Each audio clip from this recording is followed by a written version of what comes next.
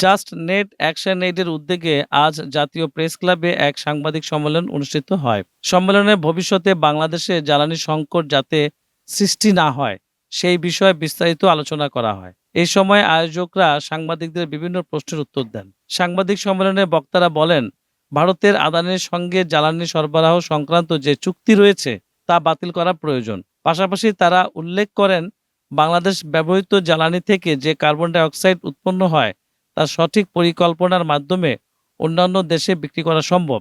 এতে করে দেশে অতিরিক্ত আয় করতে পারবে, যদি যথাযথ পরিকল্পনা ও কার্যকর উদ্যোগ গ্রহণ করা হয়।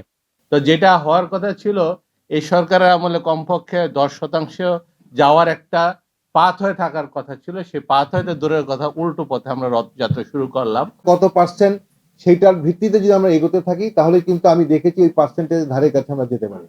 আমরা ইনফ্যাক্ট শুধু ইউনিভার্সিটি বেসড ল্যাবরেটরিতে না, আমরা এগুলো পাইলটিং দু একটা করার অভিজ্ঞতা আছে। যেমন ময়মনসিংহে আমরা একটা 20টা অটো রিক্সার জন্য একটা ছোট সোলার বেসড পাওয়ার প্ল্যান্ট নিয়ে গবেষণা করছি এবং ইনস্টল করেছি। তবে আমাদের পার্শ্ববর্তী রাষ্ট্র ভারত এবং চীন সবচেয়ে বেশি সুবিধা নিয়েছে এই আন্তর্জাতিক জলবায়ু কনভেনশনের আওতায়।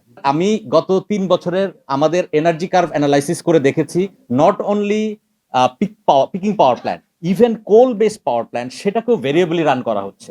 কাজেই ব্যাপারটা এরকম না যে এটার কারণে আমাদের সিগনিফিকেন্ট ইফেক্ট, রাদার এটা আমাদেরকে তেলের ব্যবহারকে কমাতে সহায়তা করবে। আমি বলবো অনেকটা গোপনে এই যে একটা এনার্জি প্ল্যান আপনাদের সামনে দিয়ে দিয়েছে, তারা কাউদের সাথে, ইভেন আমি কমিটি মেম্বার হওয়া সত্ত্বেও আমাকেও দেখায় নাই ওইটা। তাহলে কি করব বলেন? এইভাবে দেশ চলে? এস কে মামুনের ক্যামেরায় রিপোর্ট সুমন শেখ, জাতীয় প্রেস ক্লাব, ঢাকা।